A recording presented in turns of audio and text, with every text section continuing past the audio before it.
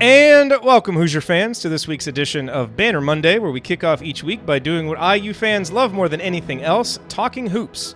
This is the 12th edition of Banner Monday, and it is our 471st episode overall of the Assembly Call, recorded on the afternoon of Tuesday, January 22nd, 2018, a day later this week due to the holiday on Monday. I am your host, Jared Morris, and let's begin this edition of the Assembly Call how we begin every edition of the Assembly Call, and that is with our Hoosier Proud Banner moment. You know, banner moments have certainly become difficult to come by over the last 2 weeks. Concerns abound with the team, and rightfully so. And this episode will surely focus almost exclusively on what's gone wrong with the Hoosiers, because frankly, it's been a while since something has gone right. But long ago, back when this show first started, we made a commitment to always start every show by finding something positive to say about the program we love. Because while candid, knowledgeable, and nuanced analysis has always been a pillar of this show, so too are a spirit of support for the program and a desire to create a conversation and a community that IU fans actually want to be a part of, win or lose. So while the general tone of online discourse has shifted around us in the last 8 years, growing ever more polarized, ever more impersonal, ever more impatient, and ever more infused with negativity and rancor, we unapologetically hold firm to our belief that critiquing what is wrong with IU basketball can and should be balanced by pointing out what's right and always keeping an eye toward the bigger picture. Now, that doesn't mean that the amounts of good or bad will always be equal in any given show. That can, of course, shift by the game or by the week based on the team's play. But it does mean that you can count on us to not take the easy, lazy way out and just claim that everything is wrong and everyone sucks. While audiences can clearly be built doing this, this wouldn't be an audience we'd be proud to serve. But we are proud to serve you. And part of that commitment to you is to find even the slimmest silver lining through the darkest of dark clouds because, call me crazy, but until the heart of Indiana basketball no longer beats, there will always be something to believe in. So here goes this week's banner moment. Despite 4 straight losses, long stretches of non-competitiveness, and a dwindling 12-6 record, Indiana remains solidly in NCAA tournament projections. Andy Bottoms, whose opinion we trust more than anyone else's, has the Hoosiers as an 8 seed in his latest projections. It's a tip of the cap to the work Indiana did in the non-conference portion of the schedule and a sign of respect for the Big Ten and the high quality of teams that Indiana has lost to. Granted, the Hoosiers can only take on so much water before their resume sinks beyond rescue. But even as bad as things feel right now, this is still a team that would be in the NCAA tournament if it were held today. Now they just need to start playing like it again, and they have a golden opportunity to do so tonight. Let's hope they do. All right, joining me for this week's Mailbag, as always, when he's here, he's a columnist for The Big Lead, a co-host for The Hangover, and so excited that his adopted New England Patriots are back in the Super Bowl. So much content for you guys over there on The Big Lead. By the way, I want to point out that my adopted New England Patriots, I don't know where you get. They just were my adopted. It was one game. I know. One game. I was rooting for the Chiefs this weekend. People. I know but you were. The thing is that when you say that to an Indiana fan base, a fan base in that state, they get really edgy and really. I wonder why. I don't know. I don't know. Something happened in the past. I don't know. But yeah. So just to clarify for everybody, yes. I was not rooting for the Patriots to get to the Super Bowl. I was rooting for the Patriots to beat the Chargers, which they did after that relationship severed. It's done. So I've got no allegiances there. I just want to make that clear because I definitely got some messages over the weekend. Thanks, Jared. Sarcasm apparently doesn't come over very well. Does not come over very well. Video. So yeah, I agree with you fully on this team. Look, we're in a bad spot. Indiana is in a bad spot now. And look, from selfishly, we don't like the. I like people. I think people think we're okay with the losing sometimes because we do try and find the silver lining. No, we're not. We're selfish. We want to talk about a winning team, a team that's going to win the Big Ten championship, that's going to make a run. Selfishly, we want to be able to break down the good stuff Indiana's doing, not the bad stuff. And so the last couple of weeks have been hard. I mean, it's hard to, like, you guys, I know, I'm sure it's hard to watch a loss, and it's hard to maybe even come on the chat and everything after a loss. It's doubly hard for us to have to fill an hour's worth of content after every loss. We can't just do 20 minutes. We have commitments where we have to make this about an hour. And so it's really hard to do that after a loss, because all I want to do is go bury my head and drink a couple beers and then bury my head somewhere. Like, so we're definitely as peeved as you guys are with the way things have been going. I think it's always worth pointing out the bigger picture. And while this year is not in the Big Ten is not turning out the way we want so far, I still think the program is in a healthy spot long term. That is comes with a lot of assumptions about what I think these guys, this coaching staff can do with development and all that stuff. So yeah, we're not where we want to be, but also, a couple weeks ago, this team was 12-2 and riding high, and one of its 2 losses was by 1 point on a horrible foul call. So this is the ebb and flow of the season. This is what happens when you're in a really good Big Ten. You have to be at your best every night. And this team's been injured. It's been banged up. And then it hasn't played well. I think that's on top of it. And I think we do talk about the injuries a lot because I think that they are certainly a factor in where this team has gone. And I don't think there's any question about it. I mean, when you have 3 top 100 recruits coming in and 2 of them are lost for the entire season so far, that's huge. Because those are players that Archie Miller handpicked to bring in for a specific reason, and he has not been able to rely on them. So I think that's huge, and that really rips at your depth, and it also rips at competition for these guys because these guys will be competing for minutes with other guys, and I think that elevates everybody's game. So really, we're at a point where this team needs to find some silver linings for itself and really get things going because you're right, Jared. They're still in NCAA tournament projections, as I think they deserve to be based on what they did in the non-conference. But the arrow's definitely pointing down in terms of the trend. Like they got to win some games. Sure. Oh, yeah. But they're still firmly in the NCAA tournament, which I think surprises a lot of people because they look at the last 4 games and they're like, man, how are they even an afterthought in the NCAA tournament? But they did work. Because those are all top 20 teams that we lost to. That's part of it. And they did good work in the non-conference. I mean, you beat Marquette, you beat Butler, you beat Louisville, you went on the road, and your 2 losses were on the road to the number 1 team in the country. And again, a road game at Arkansas that they lost because a tip-in didn't move a centimeter to another direction, and then they got an awful foul call. So you really have to respect what they did in the non-conference and understand where they're at right now. Plus, the Big Ten is just so deep this year. You cannot have a night off. Indiana's had 4 nights off, and can't do that.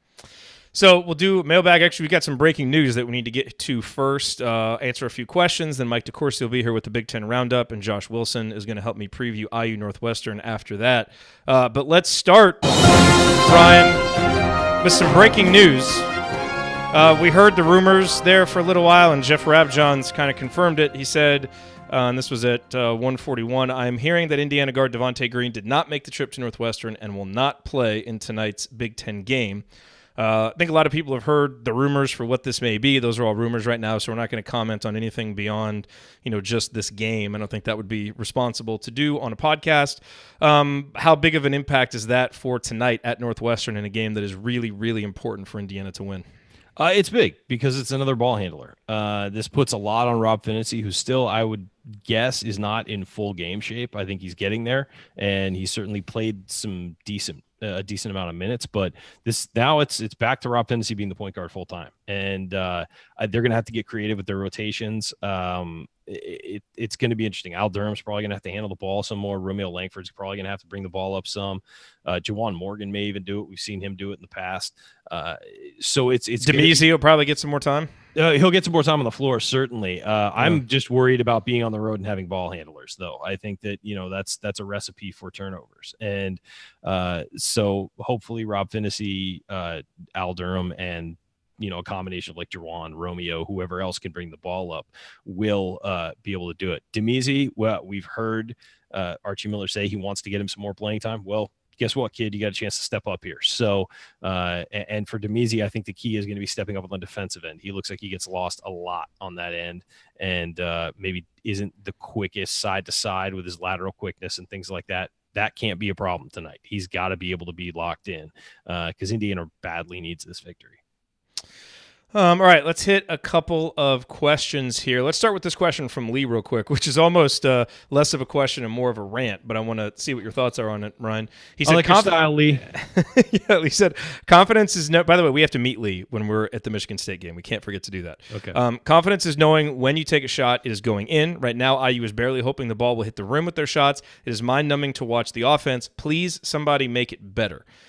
What can help this team be more confident shooting the ball? to see one go in, honestly. And I know it's a chicken and egg thing because you're like, well, don't shoot if it's not going to go in. Well, to feel like you got the confidence it's going to go in, you got to make one. And I think that maybe, hopefully, Zach McRoberts seeing a couple go in at the end of the game the other day against Purdue will maybe give him the confidence to shoot some more and shoot with confidence, because his first 4 shots were awful. I mean, they were terrible. They looked awful. His last 2 looked perfect, hitting no rim. I mean, just absolutely. His last 2 were off the dribble. Sometimes I think Zach is a little better off of one dribble. Yeah. And he's a little better, sometimes even though it's a long 2, I feel like those shots just look more confident.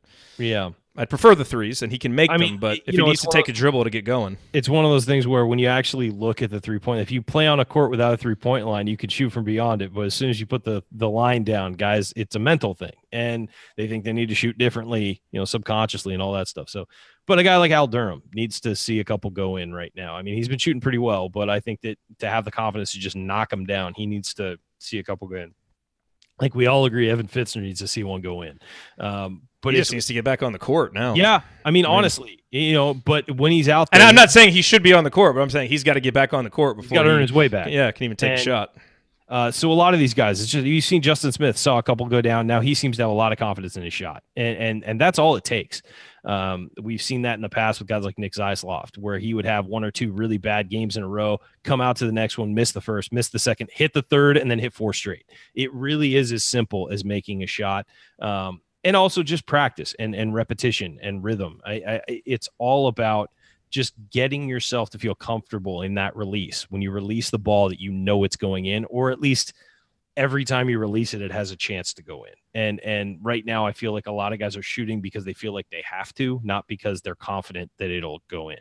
And you know what else might help too is maybe a little bit of enthusiasm about what you're doing. It's funny, like Ben and I just did Basketball 201, and you watch Purdue run offense, and they run offense. Like, they run hard, they cut hard. And you don't really see that a lot from Indiana right now. And I wonder if part of that is effort, and if part of that is we're still thinking through the offense isn't instinctive like it is for a team like Purdue that's been in the system for a while. And so I just wonder if something like that, before you even get the ball, just confidence in what you're doing can help. And I think some of it is definitely fatigue, and it's not like, well, he's only played 10 minutes. Why is he tired? Well, I think it's the overall mental fatigue of this season, having to play so many minutes, having so few guys around. That wears on guys. It's not an excuse. It's the truth. I mean, it wears on guys. And also when you're going poorly, when you've lost. Yeah, if you're struggling, if you're playing all those minutes and things are flowing and the offense is clicking. Exactly. But when you're struggling, it does look different. And it's, you're right. There is a confidence factor to everything. So I would say, I think these guys need to. I was joking that they needed a slump buster. I think they need a slump buster. They need a game where everything goes right, because stuff has not been going right. And even if it's a fluke game that doesn't tell you much about this team because every shot falls, they need one of those to just take one better. We all need one of those. Yeah. Okay, so from Mike, he wants us to talk about the record in January versus February record predictions. So the way that I kind of looked at this and broke it down is just looking at all of our remaining games. And Ryan, tell me what you think about this, but there are 5 games that you look at the KenPom win projections that Indiana should win. At Rutgers versus Iowa versus Ohio State, at Illinois versus Rutgers. We have a 58% or better win probability in those games. There are 4 games then that are toss-ups, where it's between 48% and 52%. That's at Northwestern tonight, at Minnesota, home against Purdue, home against Wisconsin, and then there are 4 games that we quote-unquote should lose because you've got a 38% or less chance of winning. That's home against Michigan, at Michigan State, at Iowa, home against Michigan State. So that's 13 games remaining. To me, if you can go 4-1 in the games that you should win, allow that maybe one of those 2 road games you get slipped up, but you go 4-1. If you can go 2-2 in the toss-ups, which, according to the probabilities, you should be able to go 2-2 in those. And then if you can just pick off one of those games that you should lose, you go 1-3 in those, that's 7 more wins. You're at 10 wins. That gets you to 19-12 overall. So if we step back from just the awfulness of this 4-game losing streak and how much it feels like it's put us behind the 8 ball, and it has, if you just look at the schedule upcoming, there is a very reasonable path to the 10 wins that you feel like you need. Now, we all felt like, hey, maybe this team could win 11, 12, 13 games coming into Big Ten play. the standards, I guess the expectations a little bit lower after seeing that, hey, maybe this team isn't ready to compete with the top 4 or 5 teams in the conference. But that's still a pretty reasonable path to 10 wins if they can just get back to playing with some semblance of the, confidence and focus they had earlier in the season. If you and the thing you've got to think, if you get into the NCAA tournament with let's say like a 7 seed right now, it's probably about where you'd be if you went 19, right, 7 12. or 8. Yeah, 7 or 8. You get in with a 7 seed and you've been through the Big Ten, and let's say this team is perfectly healthy. Let's say, for example, they get Race Thompson back, and then everybody else is sort of at 100% or close to it, which is asking a lot. But let's just say they get their guys back and they have the depth they expected, and you've been through this meat grinder of a Big Ten.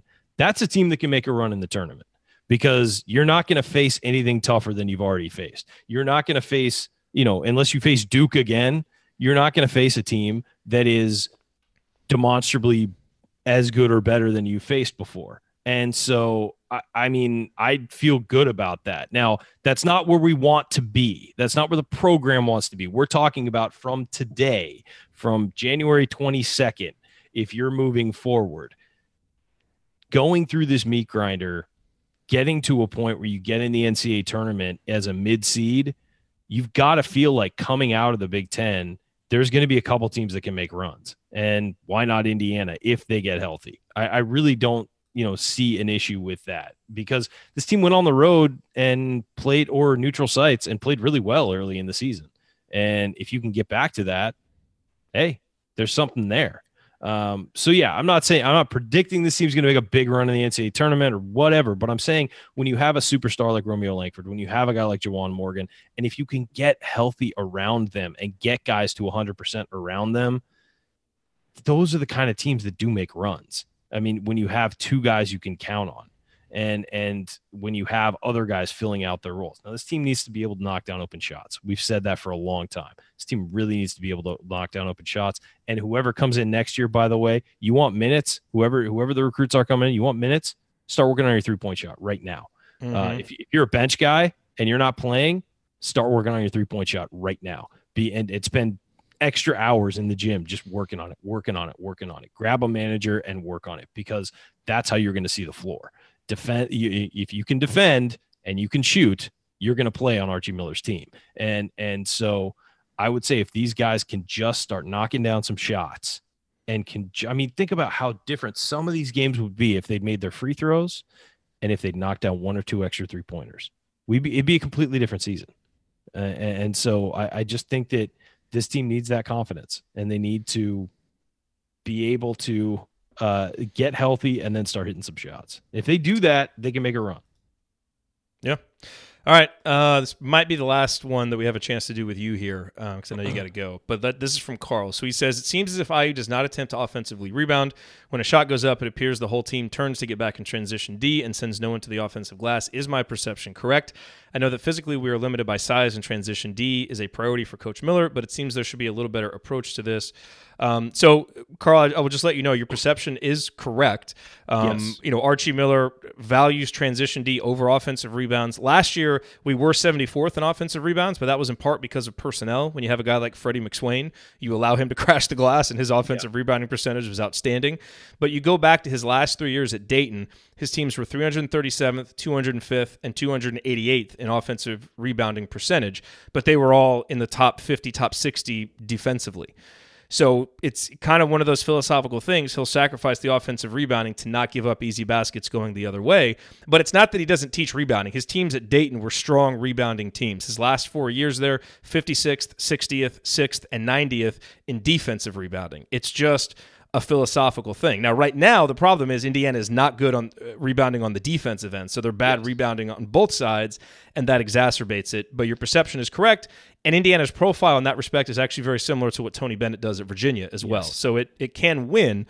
It is just a now. I would argue that maybe this year, when you're struggling with offense, you might want to try and send a guy like Justin Smith to the offensive glass a little more, but you're right. It is a philosophical thing for Archie. Pack line defense teams almost always ignore offensive rebounding to get back on defense and get to that free throw line and then locate your guy and move out. And that's just a philosophical thing about the pack line defense. You have to have everybody back, and you prevent transition, you prevent dribble drives. That's the whole system.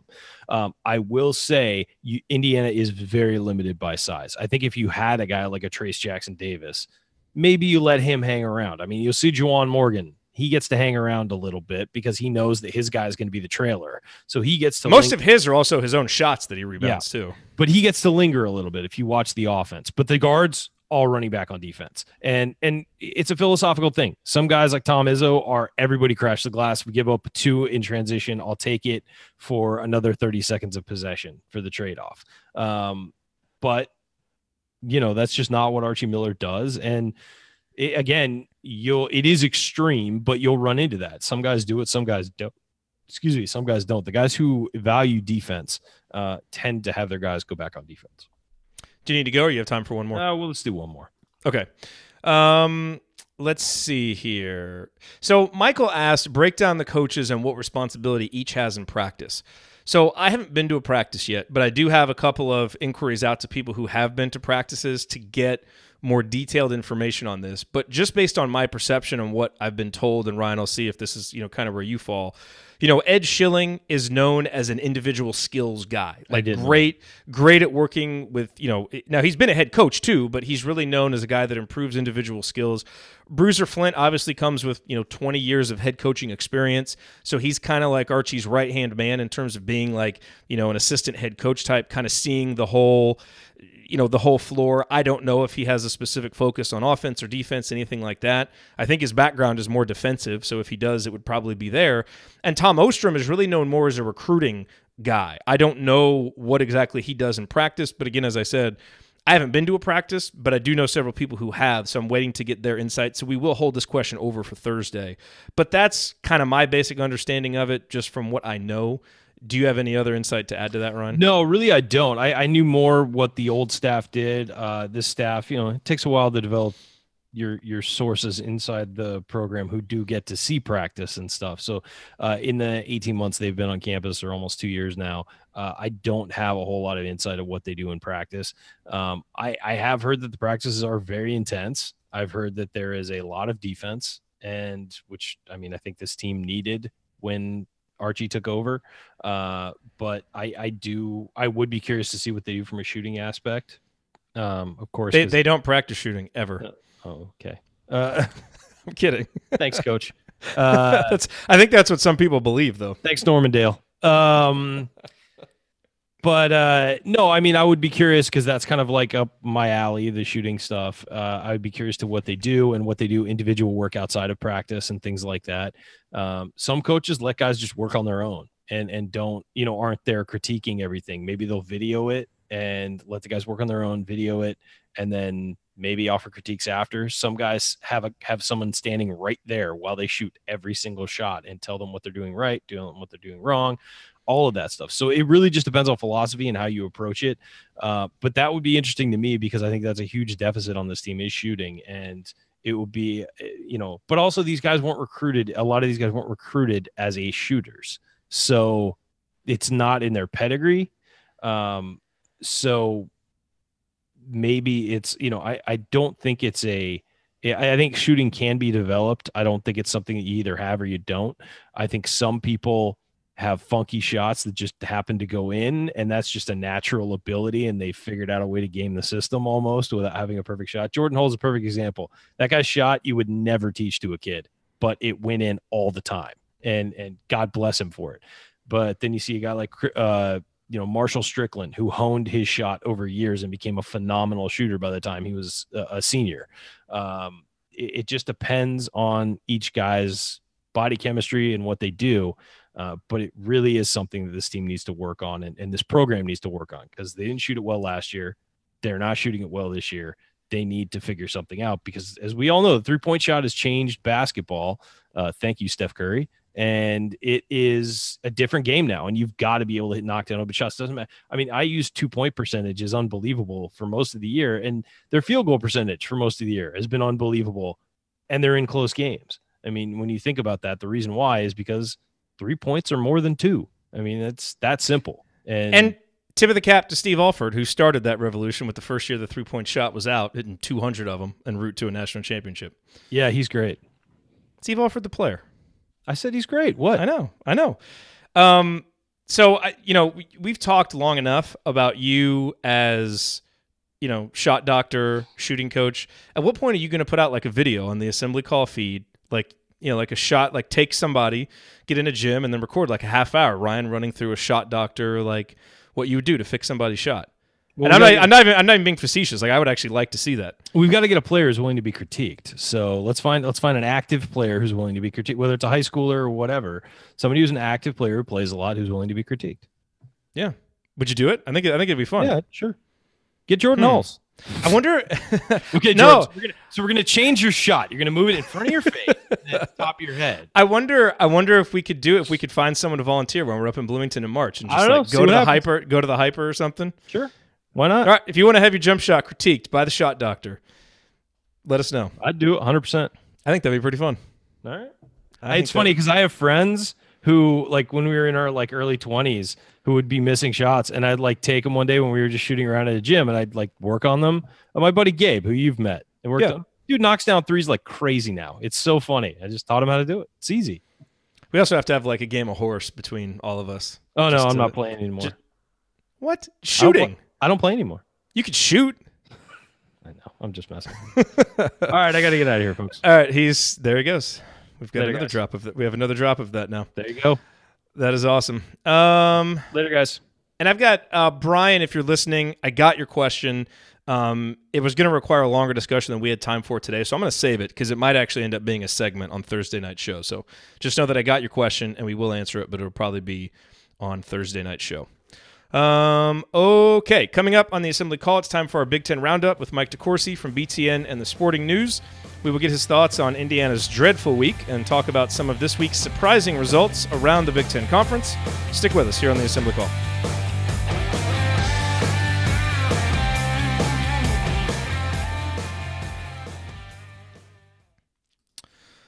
All right, so Mike is not here yet, so we will...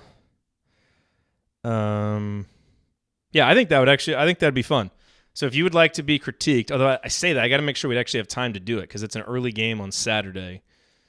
Maybe we could do it Sunday. I don't know. We'll figure it out. If we don't do it this trip, then we'll definitely plan ahead for the next one and try and do it. But I think that would be pretty darn fun. All right, let me just check Twitter real quick and make sure Mike didn't send any messages. But we're a little bit early. By the way, so the question that Brian asked, which was really good, was talking about kind of this critical stretch that Archie had back in his third season at Dayton, where they lost 4 games in a row in January, and they started out 1-5 in the conference, and everybody was kind of like, oh man, the first 2 seasons, I think they won like 20 games maybe the first year, then down to 17 the second year, and now this third year they're really struggling. And so I think there's some things that we can learn from that. So we'll talk about that on Thursday. It's a great question, and I didn't want to shortchange it by just answering it for a few minutes here. So I think the great Mike DeCourcy is here. Let's see. And there he is. Yeah, having trouble getting in on the computer for some reason, so I have to try to use the cell phone. Sorry. No, it sounds good. Talk again real quick, just so I can do a check. Yeah, 1, 2, 3, 4, 5. Yeah, sounds good. Okay. Sounds good. All right. Let's cool. We'll get started.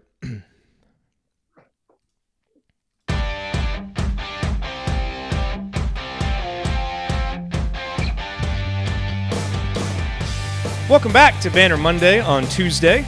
Each week here in our second segment, we zoom out to get an objective opinion on the Hoosiers and look at how things are going across the Big Ten Conference. And there's no one better to do that than Mike DeCourcy, who covers Big Ten hoops for BTN in addition to his columns for the Sporting News. Mike, welcome back to Banner Monday on Tuesday. Hi, Jared. How are you? Doing well. We're just going to have to rename the show officially to Banner Monday on Tuesday. All So I guess we have to start out talking about Indiana. And since last we talked, the Hoosiers have lost 2 games by a combined 30 points. It has not been pretty. And I think all Indiana fans watch the games. We kind of understand what went wrong. So what I'd like to get your perspective on is, as we look forward now, the Northwestern game tonight, then Michigan, then, a surprisingly spry Rutgers team, especially at home and at Michigan State. What are the most important things that have to get better for this Indiana team to get out of this funk and start winning some games? I think the first thing that has to happen is that things have to happen faster, especially when you consider you're going up against. When I look at why was Rutgers able to take care of Nebraska last night? Well, what's Nebraska's weakness? They're too small. You can beat them up physically. They don't have a true big man. Isaiah Roby is a very versatile 6'8", 6'9" guy who can handle, pass, and shoot. Who does that sound like? So that's what you have to consider as you go into that game. Look, you know what you're getting in Northwestern. You've already dealt with it. You probably have to play better than you did last time because now it's on the road. But you know what you're getting, and Michigan's going to be a handful. But I look at, and I'm not, they shouldn't look forward, but I look at that Rutgers game as one you just have to get to avoid this stretch being a really disappointing stretch. I mean, you've already lost 4 in a row, and now you're going into a stretch of 3 road games and 4 in the home games against one of the top 5 teams in the country. So for me, that Rutgers game becomes so important. And that's why I say things have to happen faster. You have to be the more electric team. And that's something they have not done particularly well for a lot of this stretch. They have been too ponderous. It takes them too long to get to where they want to go on offense. And in so doing, they get exposed to physicality. The longer you take to run a possession against somebody like Purdue that throws a lot of big bodies on the floor, the longer you take to run a possession, the more their physicality wears on you. The faster you go, the more crisply you make the bigger guys move. Travion Williams got to chase you. If you make that happen, then you have the advantage. And for as small as this team has become physically, they're not playing with the kind of rapidity they need to. Ponderous was a great word to describe what happens to this team a lot. I don't know if you heard, but Devontae Green did not make the trip tonight. He is out for this game. There's the possibility that he could be out longer, although all we know right now is that he'll be out for this game. How do we know he's obviously been an up-and-down player, extremely inconsistent, but Indiana's also thin in the backcourt, and he's one of the few guys with some experience in some of these opposing road gyms. How do you assess the impact of not having Devontae? Well, it increases the load on Robert Finney and Al Durham. Al as a guy who we know is among the better shooters on the team, and this increases his load and his responsibility. And I in some ways that can be helpful because Al might feel like he can play with a little bit more freedom and not be concerned about whether a shot is necessarily his to take, so to speak. I don't think Devontae's ever had that problem, and I haven't seen Al pass up a lot of shots, but he might get more opportunities. And you're talking about a guy whose number has been always a pretty good number from 3-point range. So that might be a small plus, but there's no question Robert's going to have to play more minutes, and he's got to play. He's got to play better. He's part of what I talked about in terms of things happening faster. And the injury, I think, knocked him back a good bit. The timeout, and I don't know whether there's any lingering effects of that as he continues to work his way back in from that absence. But he has to be more decisive in what he does offensively. And when I say decisive, I mean he's got to see gaps and hit them. And he's going to see gaps in this game. He might not see any on Friday. We'll see, but he's going to see gaps in this game. There's length, but there's not the sort of ability that small player quickness that he has on Northwestern's team. They have really nice size, length, and athleticism in the backcourt. But you can get around those guys if you're aggressive enough. If you're sitting there looking, okay, where's the opening? You're never finding it. because you're talking about 6'6", 6'5", 6'7", mostly in the backcourt for them. So you're not going to find it looking for it. You're going to find it creating it. You know, what's interesting about this season is Indiana has put enough on film so far this year that you could reasonably say, like, this team could win 11, 12 games in the Big Ten. They've also put enough on film recently that you could say this team might win 6 games in the conference. So I'm kind of curious, like, what is your gut feeling? If I put the over-under at 9.5, would you take the over or would you take the under on Indiana for the rest of the season? I would probably take the under given the schedule. The schedule at this point, it's never been easy. It went from 3 out of 4 ats to 3 out of 4 ats. I mean, in a period of time when, as a young team, you're trying to develop some chemistry and some momentum, and that's really hard. So, I mean, when you've had that many road games, eventually you start to get some home games as well, and that will come. But it may come after you've been beaten up for an 8-game stretch that may have sapped all your confidence or most of it. So I do think that they're in a very difficult period, and that's why tonight's game is so essential, and the Rutgers game is so essential. And obviously, if you could beat Michigan at home, that would be great. It would be such a bonus for you. No one else, almost no one else has done that. Wisconsin did, but no one else. So that would be an enormous win to get. But you have to get the ones that are right now what you would consider to be in your weight class. And right now, those are Rutgers and Northwestern in the foreseeable future. So that's you have to really get those. And as I said, it obviously starts tonight with a game against a team that doesn't think it's done yet. I wondered about that. I started to wonder whether they would give up on it. I didn't think they would, but it was there for them to give up on it. A lot of teams do it this time of year. You look down at somebody like Wake or Georgia Tech, and it's just not there anymore. I mean, they're just not going anymore. And I'm not sure that Penn State's not joining that club. They really competed at Minnesota, so I wouldn't say so. The door is still open for them to go out if they want. But this Northwestern team chose not to go through that door. They are still competing. They are still playing hard, and they still think they're in it. They'd have to have a really heck of a winning streak here to get back into the serious hunt for a tournament bid. But that's not beyond them. They are not a great team. They are a flawed team, but they can play. So anybody who was at the game or watched it on TV the first time the Hoosiers played Northwestern knows this. Yeah. It's amazing how the tenor of this conversation has changed. A couple of weeks ago, we were on here in Indiana, was in your power rankings top 4, and now we're talking, and I'm not disputing it. I think you're absolutely right. I mean, they've kind of played their way down to where you don't look at them as even being in the same conversation with those teams in the first really or second tier in the Big Ten right now. Not that they can't get back there, but they've got a lot of work to do it. Right. With that said, what do your power rankings look like right now, especially at the top? I think for the first time, this is definitely for the first time, this is not that we do not have Michigan at the top of the rankings. And Michigan State has 2 losses, and this is a Big Ten power ranking, so I guess it should be done by league. I don't know exactly. I don't really know what we never really set a parameter for that. But not only is Michigan State playing, at the top of the league standings, but they are playing exorbitantly well. I mean, it's amazing. And Michigan right now is wrestling a little bit. I mean, the loss at Wisconsin was somewhat the matchup. I mean, John Beilein's record against Wisconsin in his time in the Big Ten is astonishingly weak. It's somewhere around 5-17, I think.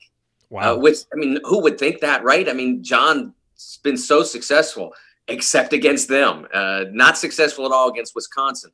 But that wasn't, even though that was there, and that number was there, and that reality was there, they have wrestled a little bit with their offense. You've seen Iggy Brosdakis not playing as confidently at the offensive end, and he can get it back. I'm not saying, but right now, they are not shooting the ball well as a team. If you look at it recently, Xavier Simpson has been among their most effective 3-point shooters in recent games. And that's not, they want him to be a complementary shooter, not someone that they look at as one of their better ones. So, the same for John Teske. I mean, I think John was 2 of 4 in the Wisconsin game, if I remember right.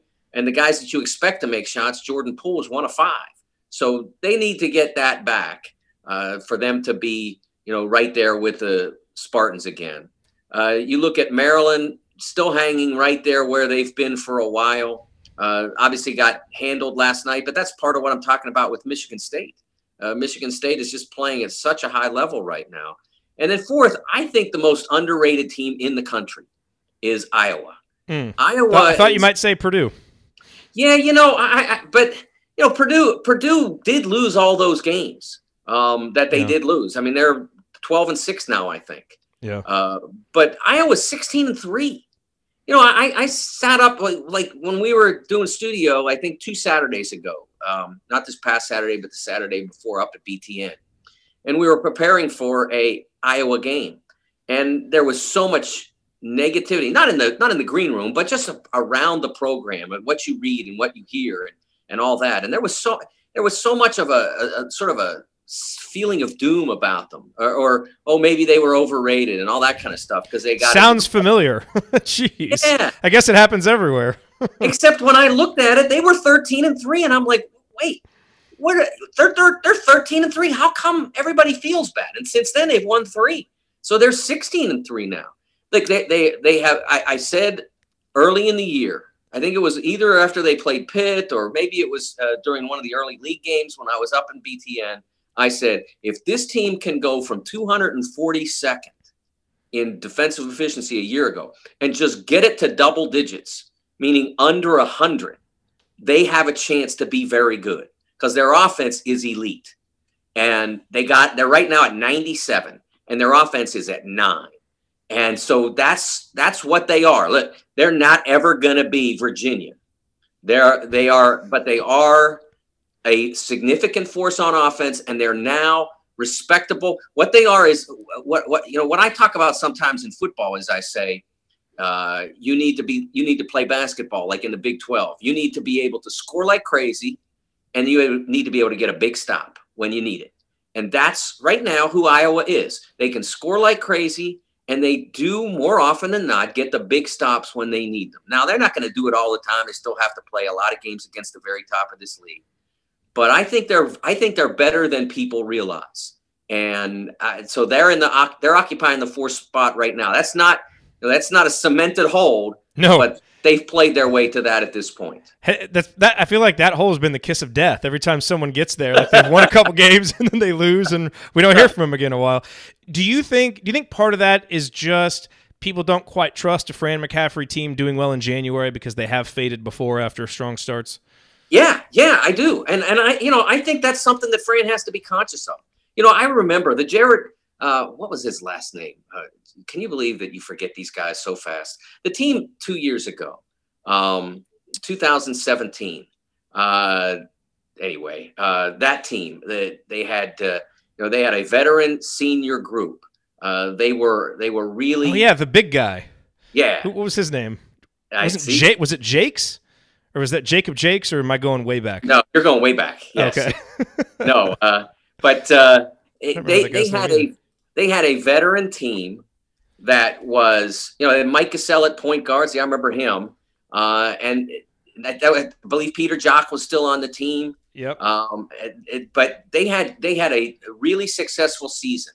And I went to their game in the Big Ten tournament, into the locker room after the game. And I don't think I've ever seen a team in a conference tournament that was that done. I mean, they were done. Yeah, I just knew it. And they ended up they went out and won I think it was a 7-10 game in the NCAA tournament anyway, but they weren't going, they just were done. And so Fran's got to be conscious of that. No question.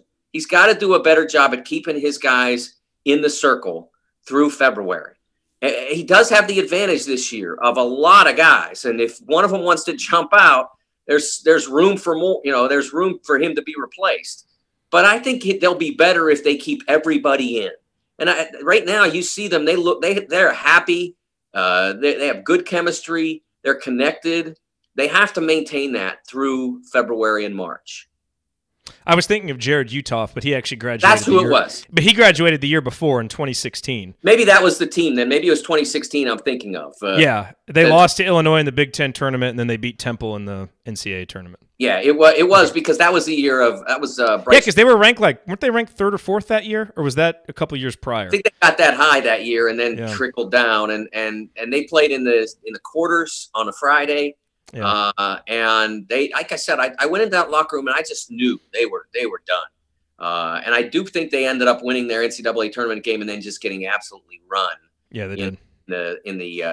Against the 2 seed on that Sunday. But I think that they've got to be careful with that this year.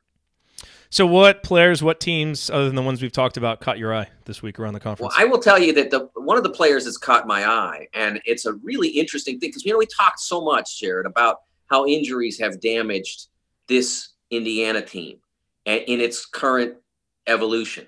And Michigan State is an example of how injuries can almost empower you when you have it running and have it rolling. And so you lose Matt McQuaid, and Kyle Arndt steps in to start and does great, and actually, allows Matt to get better, because not just heal, but get better, because Matt wasn't playing great before he got hurt. And then he comes back and he maybe even thinks, you know what, if I don't play well, I could lose my job to this guy. So he comes back and he's great, and he's really significant. And then Josh Langford goes down.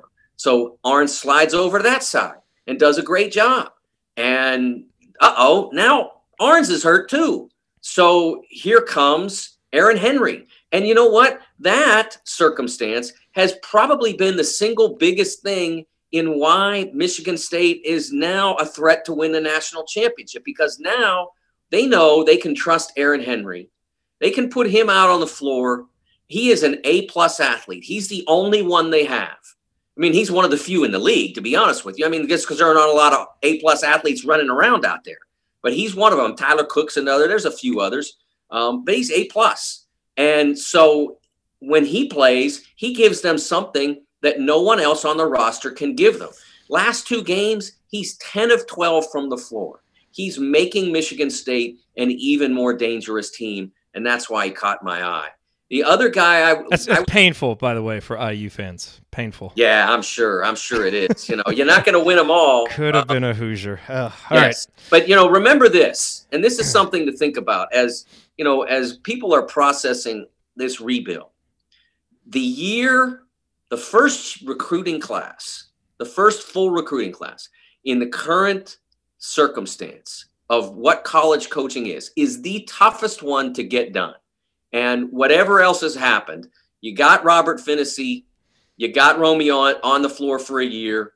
You got some good guys that aren't able to contribute right now for various reasons, injury and other things. It's a much better first-year class than is normal. So you can't expect to come in your first year and make up for all the work that, say, Michigan State had done on Aaron Henry for 2.5, 3 years. When before that, I mean, Arch might have made a phone call or dropped by or whatever, but Aaron Henry looks and says, I got Michigan State calling me. You're great, but until they stop calling, and then so then his circumstance changes, but it's already too late. So you can't look at it that way. I know you wish you could get them all, but you didn't get Chris Wilkes either. Arch didn't have a shot at that one. I mean, it's you have to look at it. That's people. I know people are frustrated and they're wishing it was different, but Archie's doing just fine in state too. I mean, yeah, he's doing just fine. Exactly. It's a process, and people have to be patient with it. More patient than some, not the people who listen to Banner Monday, I'm sure, but some people are not being patient enough. No, they're not. It in people that honestly should know better.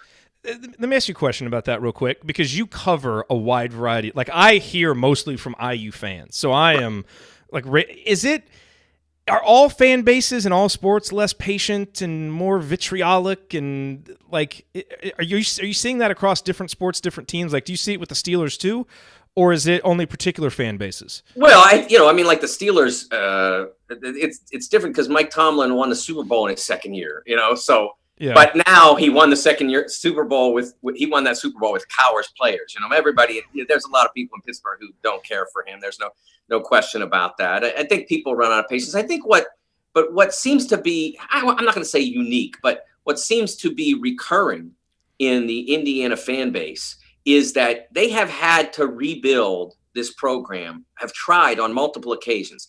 And the second year seems to be this special trap. Now, obviously, Kelvin's blew up in the second year for different reasons, but that was year 2. I tell this story all the time about my trip on Sunday, February 20-ish, 2010, which was Tom's second year, and going to Purdue for a Sunday afternoon Michigan State Purdue game, and being in the press room and listening to people talking about other media people talking about whether Tom was going to make it. And I'm like, you realize he just walked into an empty gym 18 months ago. There were no players, 0.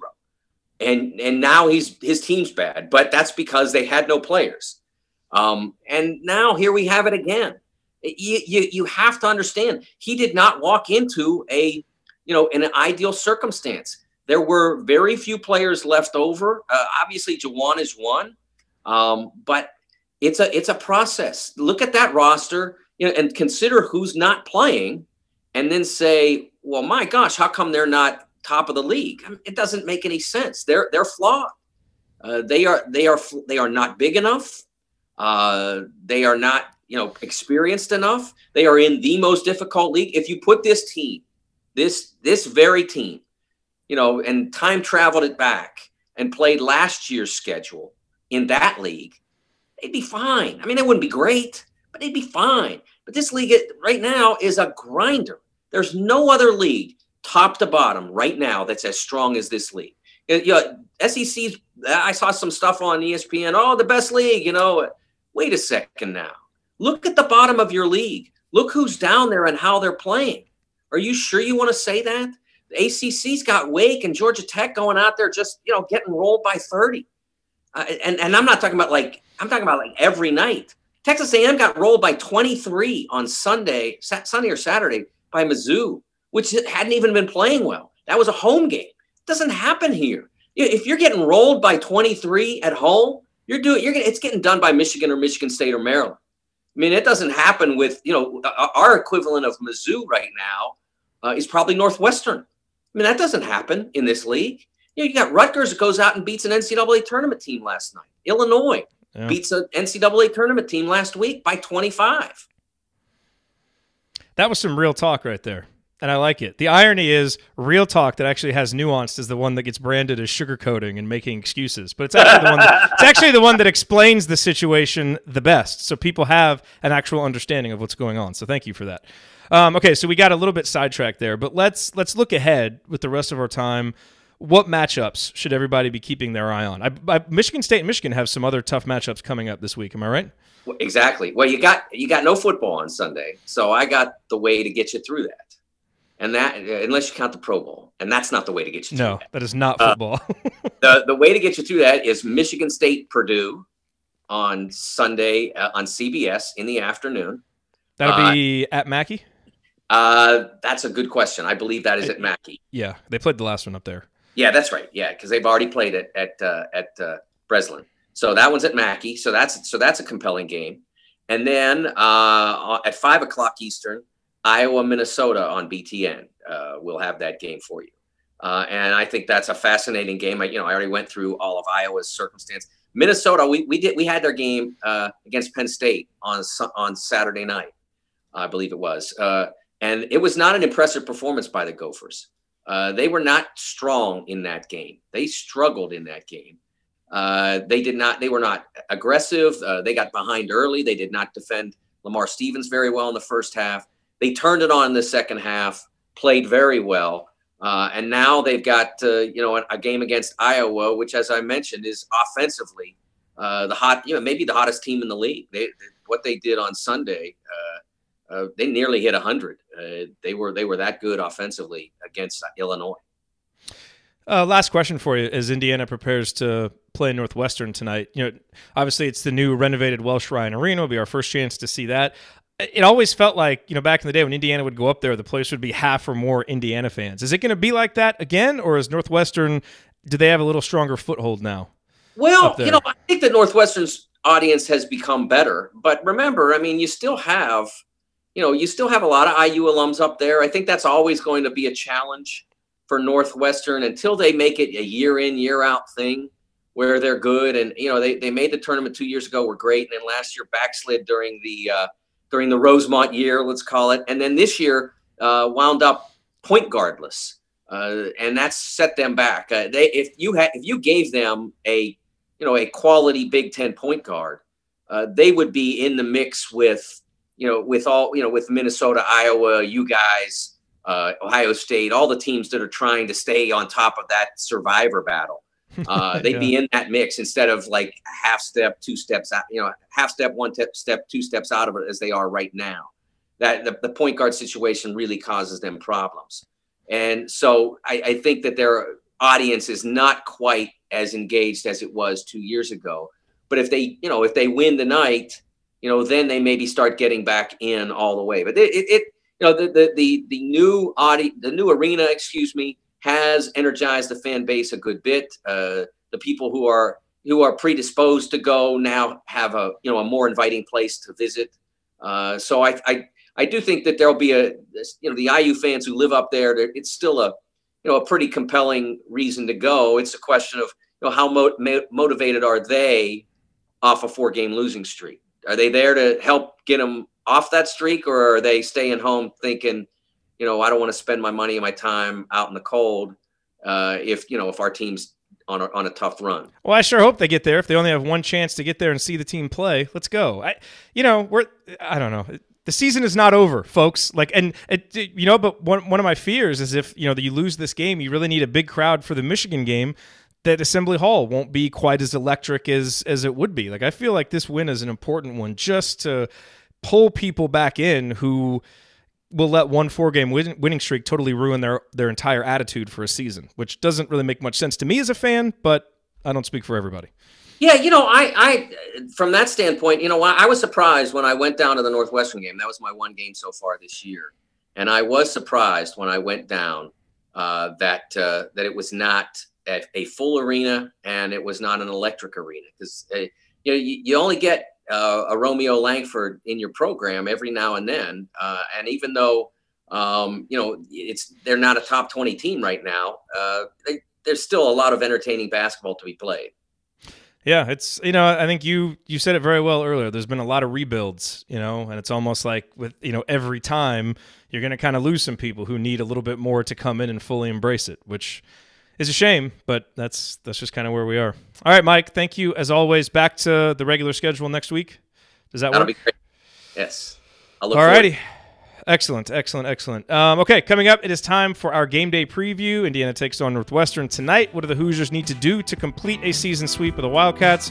Josh Wilson and I will break it down next. Stick with us here on the Assembly Call.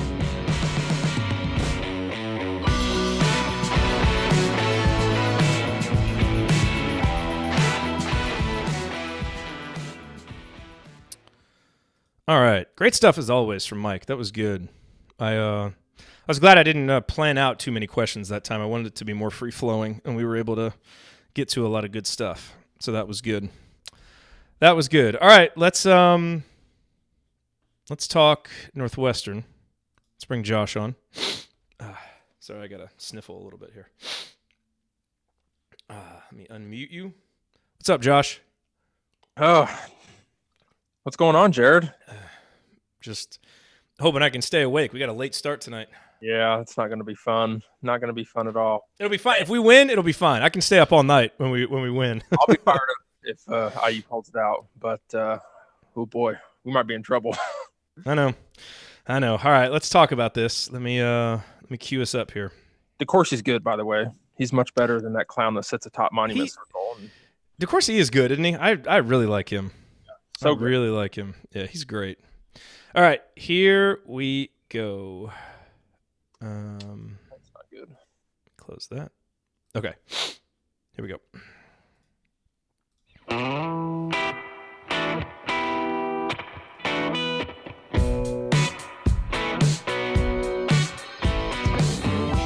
Welcome back to Banner Monday. Each week here in our final segment, we dedicate it to previewing Indiana's upcoming opponent. And there's a quick turnaround between the end of this show and Indiana's next opponent because the Hoosiers face Northwestern tonight, 9 o'clock Eastern, 8 o'clock Central. The game is on BTN. John Crispin will be doing the color commentary. He is one of my favorite color commentators on BTN, so I think we should get a good call of the game. This is one to watch. I'm not going to tell you to mute it or anything because I think Crispin does good work. And it's a really important game for both teams. Northwestern has 2 straight road games after this. They lose this game, they'll probably be 2-8. Indiana, we know what faces the Hoosiers and what they have behind them, the 4-game losing streak, Michigan at Rutgers, at Michigan State coming up. So Indiana obviously needs this win in the worst way. Here to talk about it, to preview it, is Josh Wilson from the Inside Out Pod. And Josh, I just want to start this off. Number one, we have to issue a joint apology for the last preview that we did. Our preview of the Nebraska game was about, based on what happened in the game, was about as bad of a preview as you could do. Now, I put part of that on us. It's obviously our responsibility for putting together a preview that essentially told people nothing about what would actually happen in the game. But I also put some of it on the team because they played terrible and didn't even give us like a basic level of focus and effort. And if we had known that, our preview would have been a lot different. So yeah. We previewed the Nebraska that played at Rutgers last night. Yes, and the Indiana that actually beat some teams and showed up. So. Yeah, so that preview was really terrible. We need to delete it from the archives because it was so bad. But we're going to do better tonight. And I think we're going to do better tonight because I think we're going to get a better showing from Indiana tonight. I can't fathom them not. I'm not saying that there's really been anything the last 2 games that has been suggestive of a turnaround, except that, 4 straight losses, back against the wall. We do have some, talented, prideful guys on this team. I just can't fathom them coming out and laying another egg. And Northwestern doesn't present some of the matchup challenges that Nebraska and Purdue did, to where it really kind of fed off of itself. It's like if you're not on point and you got these matchup challenges, it just you get run out of there. And I just don't see Northwestern being able to do that. So I expect a much better effort from Indiana tonight. Yeah, I do as well. I was able to watch the first game of the season against Northwestern in person. And obviously, I think we all remember that Derek Pardon kind of did what he wanted. And part of me thinks that Jawan just didn't want to get in foul trouble. But, Pardon's a really good player. So obviously, that's going to be a tough matchup. And then you got Vic Law. And I think Romeo's probably going to play him. That's a good matchup. They're going to go head-to-head again. So you really only have to worry about those two. And Ryan Taylor, if he's feeling good, can knock down some shots. But they're top heavy, much like Indiana is. So I think there's going to be a couple good matchups, and Indiana should be able to exploit those if they come ready to play. Well, Ryan Taylor has taken 132 3-pointers this year. Vic Law has taken 95 3-pointers this year. So just to give you some perspective here, Romeo Langford leads Indiana with 66 3-pointers taken. The next highest is Al Durham with 49. That's crazy. That's every time I look at how many threes other teams have taken, it's always eye-opening. You think back to that first game between these two teams, and the big story for Northwestern, as you mentioned, was Derek Pardon, who really just dominated Indiana inside. And you're right, that's partly the fact that you have Juwan Morgan, who's given up 2 to 3 inches to him and doesn't want to. He can't foul. He can't get in foul trouble. And teams are really taking advantage of that, as they should. We have said for, 4 straight games, hey, if Deron Davis could come give us 8 to 10 solid minutes, that would really help playing defense. I am not going to say that because we really have no indication to think that Deron Davis is going to be able to do that. So until he comes out and does that, I don't really want that to kind of factor in here. So what are some things Indiana can do to try and slow Pardon down, besides the obvious of try and get him in foul trouble on the other end? Do you think this is a game that you maybe try to get 6 to 8 minutes from Clifton Moore to guard him a little bit? What would you do? Because you can't let him go out and dominate you again like he did in the first game. Yeah, if he puts up that kind of performance, Indiana's going to be in trouble. I think Clifton Moore would be nice. He's obviously got the length to kind of disturb Pardon a little bit. I don't know that Jake Forster would be much of a matchup for him. Forster's big. He's got a lot of energy, but, he's not as big as Clifton, and obviously the inexperience as a freshman really playing against that level talent. I think you're going to have to be spotted by Clifton Moore. But I think defensively, Indiana's probably – I'm not sure how much Archie likes to dig out of the post. You're going to have to be careful who you do that on. You have to understand your scouting report, as Coach Tonsoni would dig into. But I think, you dig down in the post and try to make him make a decision really quick. Don't let him be comfortable in the post, because if he gets comfortable and he starts to, take 2 dribbles, that's when you can be in trouble. He's going to get an easy bucket or a foul in Jawan. So you've really got to make him make a decision. Either get rid of the ball and scramble and close out and play from there, or try to make him take a quick shot. But you can't let him be comfortable, whether it's digging out or double teaming, like they did at Maryland. So that's what I'm wondering, because you have to think. I mean, Romeo guarded Vic Law the first time. It'll be interesting to see if they put Romeo on him or Justin Smith. Whoever doesn't guard that guy will probably guard AJ Turner, who isn't a great 3-point shooter. So maybe that guy, because you don't have to worry about the 3-point shot as much, maybe is able to put a little bit more attention on the big guy, like we saw at Maryland when Indiana actually played pretty good defense early in that game. And then it all fell apart in the second half. But Devontae Green obviously not going to play. We've heard that. How much does that concern you? How much does that? Let me stay real quick what I think about Devontae, because I've tried to be very supportive of Devontae on the show, as everybody knows. Especially as guys are younger, when they're freshmen and sophomore, you try and be patient with them. Early in their, to me as an upperclassman, now is when the pressure starts to ratchet up. And we just haven't seen the growth from Devontae. It's been fits and spurts, but it's really been kind of more of the same. And he's not a guy who has been very good on catch and shoot opportunities. He's kind of got to create his own offense. And a lot of times when he's done that, 70% of the time it hasn't been good. And that's not worth it for the 30% that is good. So my gut reaction when I heard that was, man, that's going to hurt our depth, but it does not change my expectation for tonight. As long as you don't get any other injuries to the backcourt and any foul trouble, that's where it could really hurt you. But I've lost some confidence and some hope that he's going to kind of turn it around.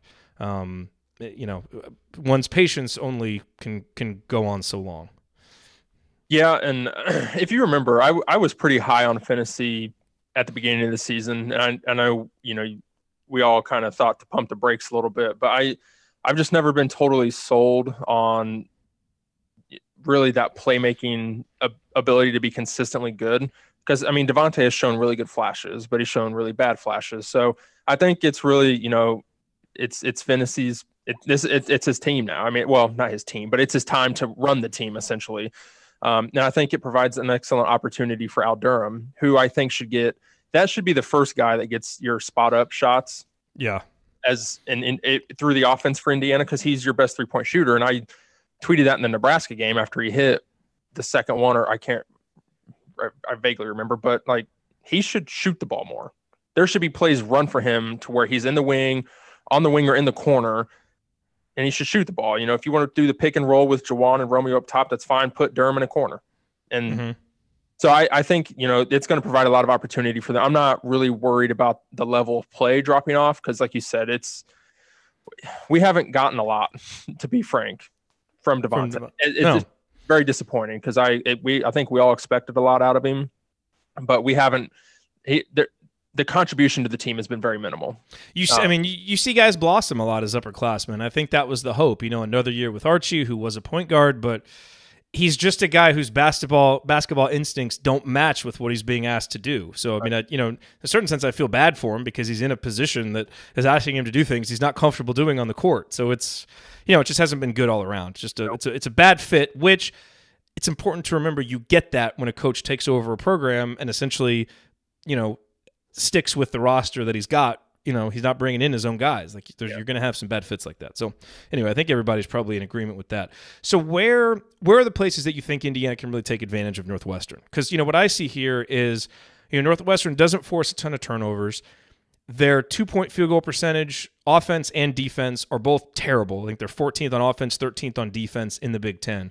So it would seem like Indiana will really have some opportunities to get some buckets in the paint, which they've obviously been good at and have relied on. And Indiana's 2-point field goal defense has been terrible, so maybe Northwestern won't quite be able to take advantage of that like some other teams. So it seems like some of the things that have really hurt Indiana won't be as big of an issue in this game. It won't matter if we don't show up and compete and play really hard, but that's the baseline expectation for every game. So I have some hope because of that. I just feel like this is a matchup that caters more to us if we can handle the moment and handle the atmosphere. Yeah, and I think you're correct. I was looking it up earlier. Indiana, they got to the free throw line 19 times in the previous matchup. So really, I think Indiana just needs to attack the paint. And it's really the only good thing that they've done all year is attack the paint. So that's what they need to do. Yeah, Indiana won 11 of 19. So I would like to think that the free throw shooting has improved since then, because that's when we were in the midst of did you watch the game on Saturday?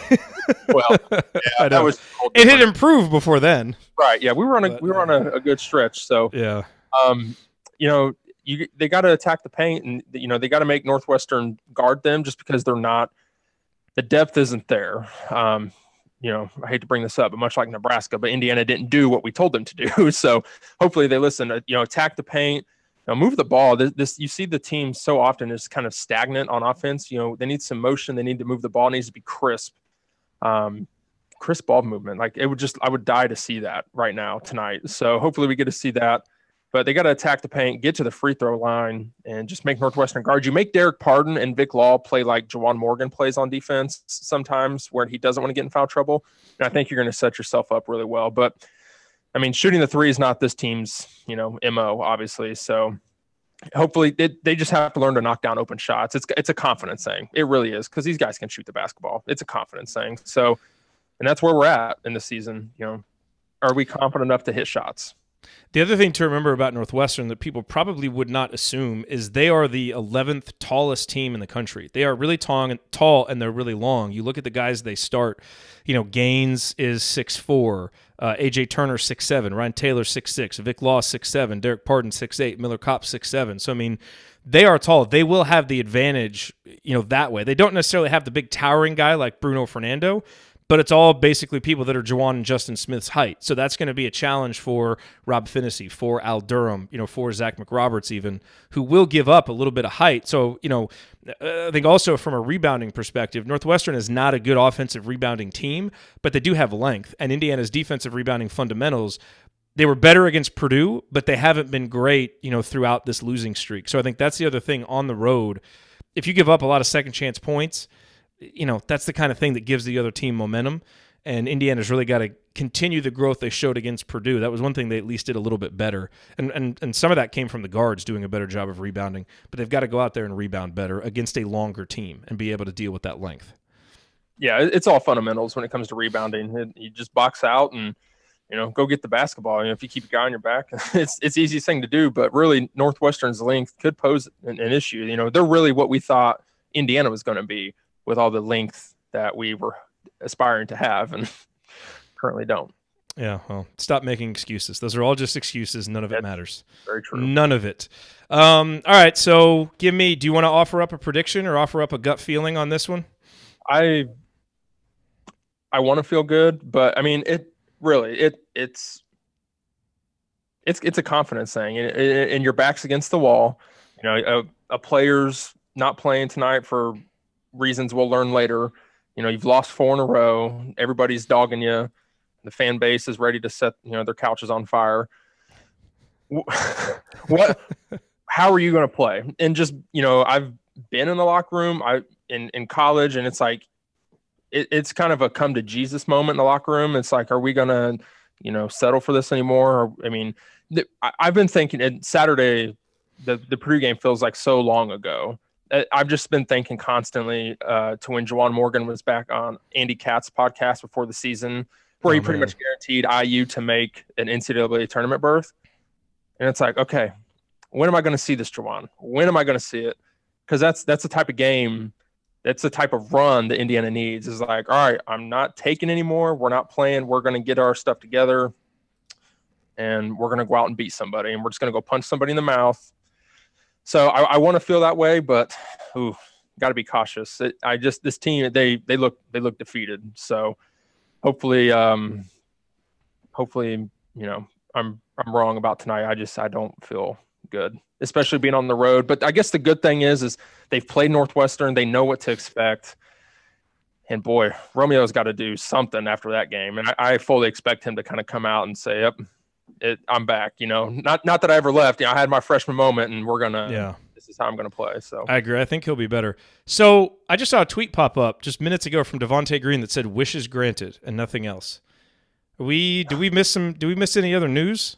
I was, when DeCourcy was with you, I kept refreshing, and I didn't see any. It's like, yeah, interesting. All right, I mean, yeah, all that I know for certain as we record this podcast is what Jeff Rabjohn's put in his tweet, that he didn't travel, that he was going to miss this game. There have been plenty of rumors swirling around that he might miss more games than that. That seems like an odd thing to tweet. All right, well, anyway. Yes. If we're oblivious to some news that is broken in the last 10 minutes as you listen to this, it's because we're recording live, so it's not always easy to stay up with that. So wishes granted. That's an interesting thing to tweet out. All right, well, maybe we'll have a lot to talk about Thursday night on Assembly Call Radio, because tune in, folks. That is an odd thing. But look, for Indiana's wishes to be granted, its fans' wishes to be granted, all that has to happen is a win. I don't think there's one Indiana fan that, well, I shouldn't say that. Indiana fans, will bicker about a lot of things, but I think we'll all just be able to exhale if you just win. I don't care how pretty it is. I don't care about anything. I don't care if we make a three. Now, I think we're going to need to make and take some threes to win, but all I care about is let's just get a win somehow. You get a win, you stop the bleeding, and now you look ahead and you say, all right, you know what? We got to go get this win at Rutgers, and we got to try and get one of these games in Michigan or Michigan State. It's probably not going to happen, but you at least bring your head above water for a moment. And sometimes you just need that. So let's just get the win, guys, and we can all exhale and look forward with a little bit more optimism and open-mindedness, as opposed to the bewilderment and exasperation of the last 2 weeks. Yeah, winning cures all. And I think if they can win tonight and then Assembly Hall brings itself to, a national telecast, and hey, Michigan is gettable, and they are. This team, it's just a few minor fixes, and I've seen people write articles about can Indiana really fix itself? Well, they're easy. Shooting is a confidence thing, it's a practice thing, and these guys can make shots. They've all done it. It's also a rhythm thing. Yeah, and absolutely. Better offense can help with that. Yeah, and I think if they just come out and they punch Northwestern in the mouth, have a good game on Friday, they can win these games. They have the talent to do it. There's plenty of time left. Yep. So it all starts tonight, though. Like they've got to be ready to play tonight. Archie can't be going to the 16 under timeout down 9-2. If that starts, they're in trouble. Yep. Okay. That'll do it for us on this week's edition of Banner Monday. If you want to see us do the show live and be part of the live chat, join us at assemblycall.com on Monday afternoons for the live broadcast of our Banner Monday recording, and you can always subscribe to our podcast by searching for Assembly Call wherever you listen to podcasts. And don't forget to go to assemblycall.com or text IU to 66866 to join our free email newsletter, which will make you a smarter and more well-informed IU basketball fan. Thank you for listening. We'll be back later tonight to talk IU Northwestern. We hope you'll join us. Until then, keep your elbows in and your eyes on the rim, and go Hoosiers. Thank everybody for coming out. All right, I got to get out of here, folks. Thank you. And one last note, because I forgot to mention this. Listen to the Inside Out pod with Josh Wilson, talking Hoosiers, talking Pacers, talking Colts. You want to give the URL again real quick where people can go to? I forgot to mention that before we hit the outro music. Yeah, just go to at inside_out pod. That's the Twitter handle. All my links are in there. The podcast is available on any platform you listen. My viewership has ramped up since you gave me the last couple of weeks, so I appreciate that. Good, man. You do good work. Yeah, thank you. It's thanks to you guys, Coach Tonsoni. Y'all inspired me. So I love talking sports, and you guys, unlike some others think, gave us that avenue at no charge. So you guys inspire. We're just here to take advantage of IU fans. So glad we can do it. That's right. All right, we'll talk to you guys after the IU Northwestern game. Yeah, go Hoosiers. All right, there we go. And podcast recording cut. So I don't know. Man, all right, we got to go see what's going on here with Devontae. Interesting. Geez, people are tweeting him. Good luck in your next adventure. Just don't. Well, you know what? Do it. I don't know. The guy's profile is a picture of Victor Oladipo with the Wakanda mask or whatever it is on. No. He doesn't say anything about IU in his profile, so. But. Huh. All right, well, I'm going to go get this thing posted, see what's going on, and get Get prepped for this game. Let's go, Hoosiers. We got to get this. I know. don't know. I got a decent feeling. I have a decent feeling. Well, if there was ever a game to get right on, at least it's somebody that you played already. So Yeah. Let's go do it. And it's not Michigan State. Yeah. No, that one's going to be tough. Yeah. That one's going to be tough. All right, everybody. We will see you tonight. Thanks again for coming on short notice, Josh. I appreciate it. Anytime, man. I'll see you tonight. Cool. See you, everybody.